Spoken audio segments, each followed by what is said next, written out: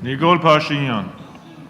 Շնորհակալություն, պարոն Այվազյան, երեք դուք հետևում եք քննարկումներին եւ պարզ այդ քննարկումները եղել են նաեւ ձեր հանձնաժողովում։ Հիմա ի վերջո ձեզ համար պարզ է Հայաստանի Հանրապետության բենզինի շուկայում ինչ է կատարվում եւ ինչու է Հայաստանի Հանրապետությունում բենզինը էականորեն ավելի թանկ, քան Վրաստանում, այն պայմաններում, երբ Վրաստանը կրկնեմ էլի, Ռուսաստանից բենզինը արտահանելիս պետք է մաքսատուրք վճարի, արտահանման մաքսատուրք վճարի Ռուսաստանին, ընկերությունները վրացական այդ բենզինը Վրաստան մտցնելու համար պետք է մաքսատուրք վճարեն Վրաստանին, իսկ Հայաստանի Հանրապետությունը այդ բոլոր турքերից ազատված է եւ 2014 թվականին հայ-ռուսական համաձայնագրերի փաթեթով որոշվեց, որ Ռուսաստանը Հայաստան արտահանվող նավթամթերքի վրա մաքսատուրք չի կիրառում, բայց դրա արդյունքում ինչ տեղի ունեցավ, հիմա Հայաստանում հայտնվել է Ռոսնեֆթ Արմենիա ընկերություն, որը մի տարվա ընթացքում 15 միլիարդ դրամի շահույթ է հայտարարագրել։ Այսինքն, ստեղ էլ ուրիշ հարցածագում չի ստացվում, որ կամ կարող է արդյոք այդպես մեկնաբանվել, որ այնտեղ մաքսատուրքից ազատեցին, բայց ստեղ բերեցին մի ընկերություն ռեզիդենտ գրանցեցին, որը ըստ էության դե ֆակտո այդ մաքսատուրքի որևէ ուրիշ տեսակ է կիրառում եւ շահույթ ստանում։ Եվ ի վերջո մենք գիտենք լավ հայկական ընկերությունները Ռուսաստանում ինչ գնով են ձեռք բերում 1 լիտր բենզինը։ Եվ այս կառուցվածքը ի վերջո կարող ենք մանրամասն հանրությանը ներկայացնել։ Եվ ի վերջո ինձ հետաքրքիր է նաև դուք ինչպես եք վերաբերվում այն վարկածին, որ կա նաև այսպիսի մի ուրիշ շահագրգռություն բենզինի թանկ լինելու Հայաստանի Հանրապետությունում։ Ես մի քանի այդպիսի մեկնաբանությունների հանդիպել եմ, ձեր կարծիքը հետաքրքիր է, որ այ քանի որ ազգային ժողովի բազմաթիվ պատգամավորներ, բազմաթիվ կառավարության անդամներ եւ իշխանության ներկայացուցիչներ ունեն բազմաթիվ գազալցակայաններ, որտեղ լիցքավորում են մեքենաները, ահա ուրեմն այստեղ կա նաև մի կողմնակի շահ, որ նրանց ձեռնտու չի, որ ուղղակի բենզինի գինը ցածր լինի, որովհետև իրենց գազալցակայանները չեն աշխատի եւ արդար քրտինքով վաստակած գումարները, որոնք ներդրվել են այդ գազալցակայաններում հոդս կցնդեն։ Եվ ինչ արած հետաքրքիր է անձամբ դուք գազալցակայան ունեք, թե չէ, շնորհակալություն։ Լավ, վերջինից սկսեմ, պարոն Փաշինյան, ի դժբախտություն ինձ չունեմ։ Չէ, դե ուր է այդպես բախտ։ Հիմա մենակ ընդդիմությանն են տալիս գազալցակայանների տեղերը։ Էդ էլ ասեմ, ոչ, չսեք իմանաք։ Ասել, դե հիմա ասում եք, այդպես վարկածել կա էլի, որտեղ ձեր վարկածը, ընդեղ իմ վարկածը։ Որտեղ ձեր վարկածը, ընդեղ իմ վարկածը, ինչը թույլատրելի է ձեզ, թույլատրելի նաև ինձ։ Ի դժբախտություն ինձ չունեմ։ Առաջ երկրորդը գազալցակայանների ցանկացած դեպքում տրվելիք, վառելիքը անկախ որևէ դեպքում, այդ թվում Վրաստանում, որտեղ բենզինը ձեր հետ համամիտ եմ գնի հետ կապված, երեք ես ասել եմ պարոն Շահբյանին, որ գինը դուք հստակ նշել եք, իմիջայլոց, գինը, երեք որ ասել եք գինը իշքան արժի Վրաստանում բենզինը, այո, դուք ճիշտ եք ասել, թիվը։ Վրաստանում նորից գազը ավելի էժան արժի, գազալցումը ավելի էժան արժի, անկախ են հանգամանքից, որ Վրաստանում արդյունաբերության տրամադրվող գազը մոտարապես 1.5 անգամ թանկ է, քան Հայաստանի Հանրապետությունը, որտեղ այնտեղ կխոսենք դրա մասին։ Այնտեղ ազգաբնակչությանը էժան են տալիս, արդյունաբերությանը թանկ են տալիս։ Պարոն Նիկոլ Փաշինյան, եթե դուք ուզում եք խոսենք, գնանք խոսենք։ Ինչը որ վերաբերում է դուք ասում եք ձեզ համար պարզ է, թե պարզ չի, ինձ համար էլ պարզ չի ձեր հարցադրումները, որ ես էլ եմ իրան տվել։ Այդ նույն հարցադրումները միակ մեկնաբանությունը, որ մեկ անգամ լսել եմ, բայց ոչ թե պարոն Շաբոյանից, այլ էներգետիկայի նախարարից մեկ անգամ լսել ենք, որ երկարաժամկետ պայմանագրային պարտավորությունների շրջանակներում է, որ դա եղել է, որ այսինքն այն ժամանակ, երբ որ իրանք պայմանագիրը կապել են, որ այս թվականից այս թվականը պետք է մենք բենզինը ներկրենք, այդ դեպքում է տեղի ունեցել բենզինի տարբերությունը եւ հիմա իրենք պարտավոր են այդ բենզինը ներկրելու։ Կներեք, այդ հարցը ինչը որ դուք ինձ հարց եք տալիս, դա ինձ համար պարզ չի։ Այո, Վրաստանում ես չեմ սիրում օդի մեջ բաներ խոսել, ես սիրում եմ ճիշտը ասել, Վրաստանում բենզինը այսօրվա դրությամբ մոտարապես ռեգուլյար տիպի բենզինը արժի 280-ից 290 դրամ։ 290 դրամ։ Այսօրվա դոլար դրամային փոխհարաբերությամբ, բայց նաև ես չգիտեմ մենակ Ռուսաստանից են այդ կա բենզինը ներկրում։ Ինչի՞։ Դե գիտեք ինչ արդեն ինձ հարցեր եք տալիս, որ ես այդ բիզնեսի մեջ չկամ, որ իմանամ որտեղից են ներկրում, այ քեզ։ Հիմա դուք իմանում եք, ես չկամ դրա մեջ։ Ես որովհետև բոլոր տեղերից էլ ինքը հազար իրավունք ունի ներկրելու, ազատ տնտեսական դաշտ է։ Եկեք չմտնենք այլ մանրամասների մեջ։ Երկրորդ հարցը, որ դուք իրեք ասում եք, թե ենթադրենք ինչի համար է սա գնահատակված, ես սիրով կփորձեմ ձեր հետ միասին պարոն Շաբյանին նայենք, տեսնենք հələ ինչն է խնդիրը, բայց եթե դու ունես պայմանագրային պարտավորություն, ինչի՞ ես մի դեպքում ձեռք տալու դեպքում համաձայնում եք, ձեռք չտալու դեպքում չեք համաձայնվում։ Դե համաձայնում եք, երկու դեպքում էլ համաձայնում եք։ Ես ձեր հետ միասին պարոն Շաբյանի հետ միասին կփորձենք այդ խնդիրը միասին մի հատ մենք նստենք նայենք թե տեսնենք։ Ես գտնում եմ, որ մեկ անգամ էներգետիկայի նախկին նախարարին այս հարցադրումը պատասխանելու ժամանակ տվեց, ասա որ մենք երկարատև ժամանակահատվածով ենք բենզինի ներկրման պայմանագիրը կապել եւ այդ ներկրման պայմանագիրի հետ կապված, եթե ինքը անգամ ենթադրենք հիպոթետիկ հաշվենք, որ նավթի գները կարող է վաղը չէ միսօրը թռնեն, հասնեն, այսինքն 150 կամ 140, ենթադրենք դոլարի սահմաններում, ապա բենզինի գինը պետք է մնա մոտարապես նույնը, որտեղ երկարաժամկետ, այսինքն ինչ եք ին վեր են գոռում, ես ինչ անում, քեզի։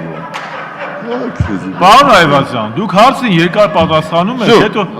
պատասխանում եք, ասացիք ոչ բիզնեսում կաք, ոչ գազալեցականում կաք, էլ ինչ եք հասկացանք։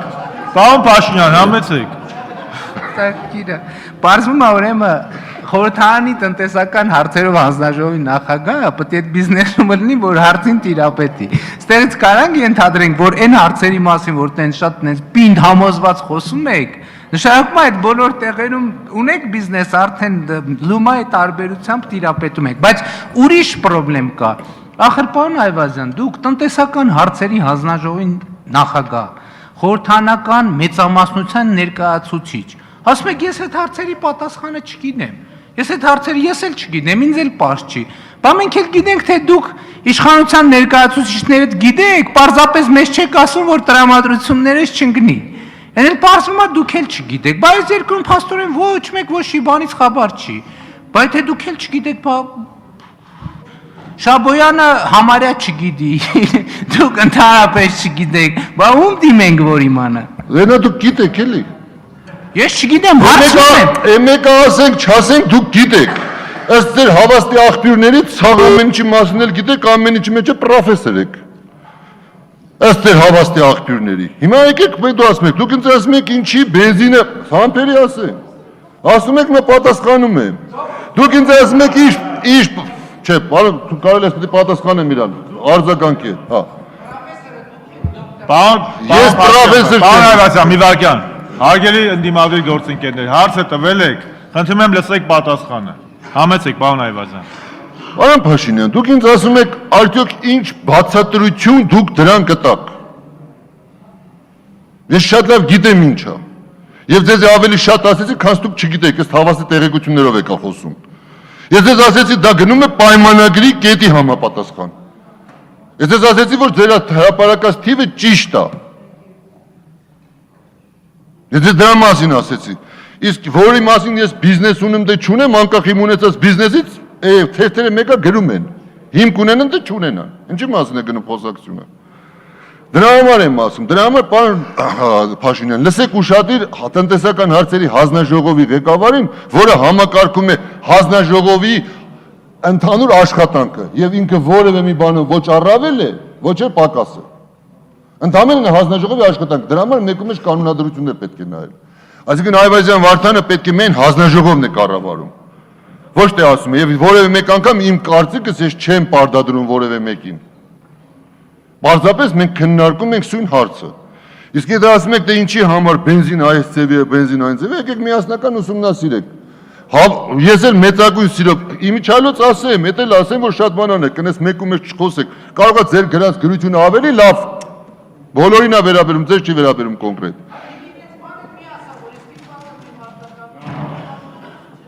Կարող եք լսեք, կարող եք ինձ լսել մինչև։ Հիմա այն եմ ասում, որ Պարոն Այվազյան, մի վարքյան, պարոն Փաշինյան։ Այվազյան, մի վարքյան։ Պարոն Այվազյան, մի վարքյան, ցավդ տանը, մի վարքյան էլի։ Պարոն Փաշինյան ջան, պարոն Այվազյան ազնապես ձեզ նկատի չունի։ Խնդրում եմ, խնդիր չկա։ Եթե դուք մինչև վերջ լսեք, պարոն Փաշինյան, երևի ինձ թվում է ձեր ձևակերպումը կփոխվի։ Այսինքն մի պատգամավոր, ասեմ, կարող է ձեր գրածին ավելի շուտ պատասխանել, քան իմ գրածին։ Սրա մասին է գնում խոսակցություն։ Արի միասին նստենք իրար հետ, գրենք համանենք, ստանանք դրա համար։ Դե դուք ասում եք ինչի է այդ ձևի, ես չեմ իմանում ինչի է այդ ձևի։ Պարոն Բագրատյան, հիմա լսում ենք ձեզ։ Հիմա դոկտորի։ Լավ է։ Իշքան հասկացա, պարոն Այվազյան, հանձնաժողովը ձեր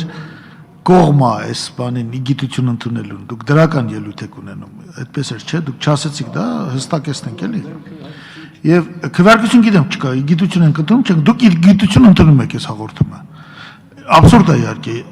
օրենսդրական ձևակերպում իգիտություն ընդունել թե չընդունել, բայց ես 3 հատ դիտարկում ունեմ։ Հիշում եք, որ դուք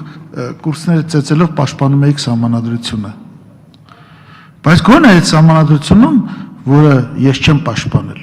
ընդհանուր առմամբ, չէ, առանձին կետեր, երբ որ ասել են, իսկ ինչ ես կարծում, ասել եմ առանձին կետեր։ Բայց այս սահմանադրությունում գրած է, փառք Աստծո, ընդունում ենք մենաշնորհ հասկացությունը եւ կարգավորում ենք, ինքներդ քիչ առաջ ասեցիք։ Ինչ իրավունք ունի հանրապետությունը 3 ամիս ապրի արտասահմանադրական միջավայրում։ 3, երբ որ մենք քննարկում ենք ընտրական օրենսգիրքը, մեզ ասում են, ցուցակը ոնց տպենք ընտրություններից հետո, վայ, գաղտնիություն կխախտվի, վայ, բա մենք օրենք ոնց խախտենք, բայց դե ոնց է խախտում 3 ամիսա։ Բայց ինչ եք ասում, Շաբոյան, ի՞նչ ծրագիր ես բերել, ծրագրի հետ բերեին օրենքների նախագծերը։ Որով դեֆինանսվում է մոնոպոլիստը եւ մոնոպոլիստի ձեռից օրենքով որոշում եք ինչքան շահույթն որ մուտքագրում ենք բյուջե եւ բյուջեում էլ նախատեսենք այդ եկամուտները։ Սա առաջին հարց։ Երկրորդ հարց չի կարելի թքել սահմանության վրա, չի կանել սահմանության վրա, հասկանում եք, դաժե ձեր ընդունած սահմանության վրա։ Հասկանում եք։ Հաջորդ հարցը, գիտեք ինչ կա, դուք քիչ առաջ ասեցիք Ռոսնեֆտի մասով, բայց երբ որ սահմանություն ընդունում էինք, դեկտեմբերի 6-ին ենք քվեարկել,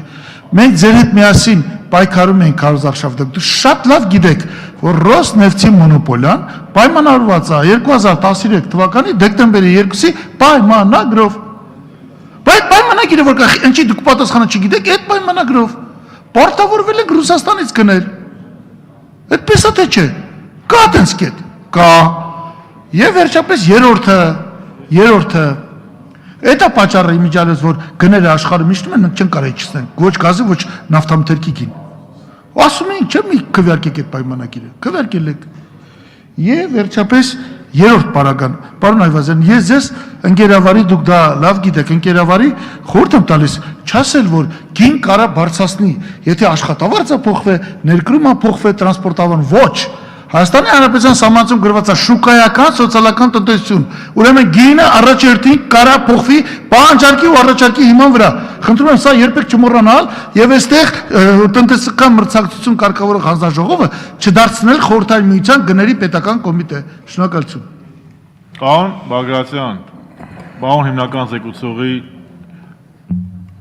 թույլտվությամբ, ձեր բոլորի թույլտվությամբ ուզում եմ արձագանքեմ ձեզ։ Ես բարձր եմ գնահատում ձեր վաստակը, ձեր խոսքի ազատությունը, իրավունքը, բայց խնդրում եմ ձեզ, քննադատեք ինչքան ուզում եք, բայց կոռեկտ արտահայտվեք։ Սա ազգային ժողով է, մեզ նայում է մեր ժողովուրդը։ Ձեր դուրը չի գալիս սահմանությունը, մեր գործունեությունը, այլ խնդիր է, այլ բառերով ձևակերպեք։ Ես լավ չեմ զգում, որ ձեր նման մարդուն հիմա պետք է դիտողություն անեմ։ Խնդրում եմ ձեզ, այսուհետ ավելի կոռեկտ ձևակերպեք ձեր քննադատությունը։ Համեցեք, պարոն Այվազյան։ Նախ Պարոն Բագրատյան, իշքան ես մեռած ես ասելով, որ հասկացանք, հիմա ես իսկականից կրակն եմ ենք, ինչ 93-95 հետ չի կապված, ձեր համար սա աբսուրդ է, թվերին, 100 հոգով քվեարկած օրենքին ասում ես աբսուրդ է, այսինքն 100 աբսուրդ է, մենակ մեջտեղի ճիշտը դու ես, կներեք, որ դուք եմ դուք եք, դուք ինձ ասում եք աբսուրդ ենք համարում սա,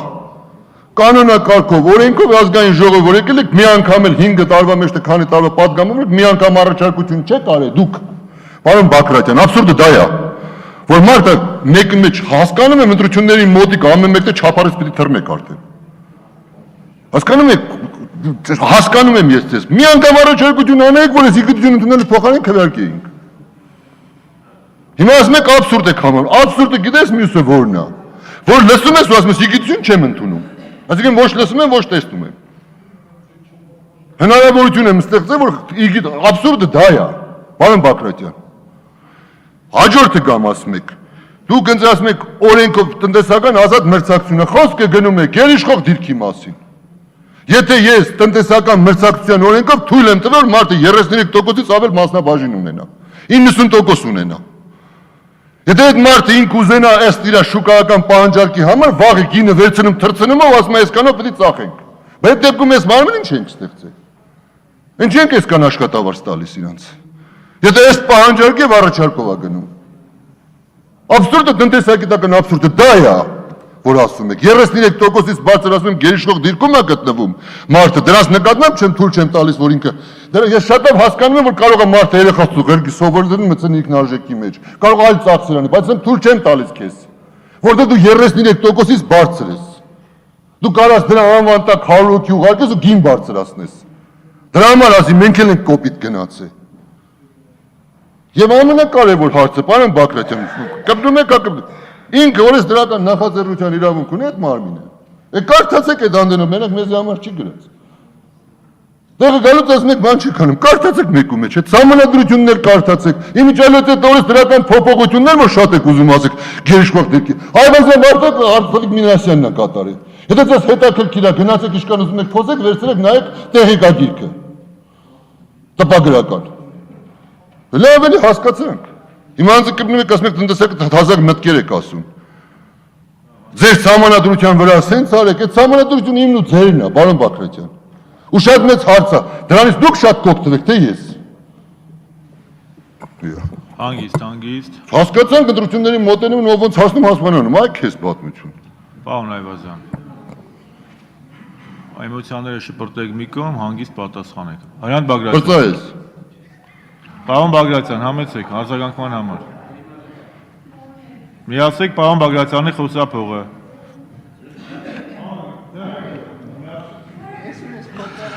Պարոն Շարմանազանով, ընդունում եմ ձեր դիտողությունը, բայց անգան էլ արդարացի չէ, ես պարզապես կատակարեցի մի փոքր չար։ Պարոն Այվազյան, հարց ենք տալի, պատասխանեք։ Առաջին, մենք չենք ասում ինչի չես դու օրենքը բերել։ Մենք ասում ենք կառավարության ներկայացուցիչ, պարոն Շաբոյան։ Ինչի չես, պարոն Այվազյան, ասում ես օրենքները 3 ամիս ապրում ենք այս դաշտում, ինչի չես բերել։ Ինչ կարիք է այստեղ դեմագոգիա անելու։ Երկրորդ, ընդհանրապես այն ասում։ Երկրորդ, օրենքները գրեիր, բերեիր, ասում է, այո, ես իրավունք ունեմ օրենսդրական նախաձեռնության, էլ օրենք չեք ստանա, 32 օրենք ներկայացեք, քանից ընդունված տեսանք։ Կամ չեք ընդունում, կամ էլ հետին ամսաթվով թողում եք, սառեցնում եք, հետո ինքներդ եք ներկայացնում։ Ու մենք չենք անի այդ օրենքները։ Եվ այս մասին ասում ենք։ Եվ երրորդը, ընտրություններ, ես ինչքան տեսնում եմ, դուք եք ոգևորվել ընտրություններ գալով։ Մենք հələ որ չենք էլ ասել ընտրությանը մասնակցում ենք, չենք մասնակցում, ինչ ենք անում, ինչ չենք անում։ Ձեզ հարց են տվել, հարցին պատասխանեք։ Մի ասեք, ընտրությունները գալիս են ոգևորվել եք։ Պարոն Բակրատյան, ճիշտն ասած մենք բոլոր դեպքերում ոչ թե ոգևորվում ենք, մենք երկրի բնականon ընթացքին համաչափորեն մասնակցում ենք առանց ոգևորվելու։ Բնականon ընտրությունների վաղտով ենք մասնակցում, գործը կատարելու։ Ինչը վերաբերում է ձեր հարցադրմանը, որ դուք ինձ ասում եք, թե ինչի համար ենք ընդունում մի գիտություն, ցավոք սրտի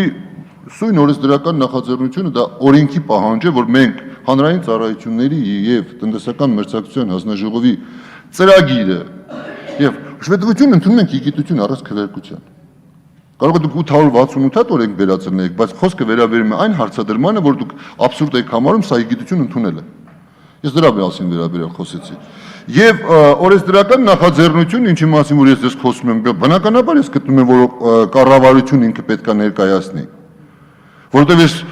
այնպես չի, որ այստեղ հարցադրումներ չունեմ։ Եվ եթե դուք ուշադիր լինեիք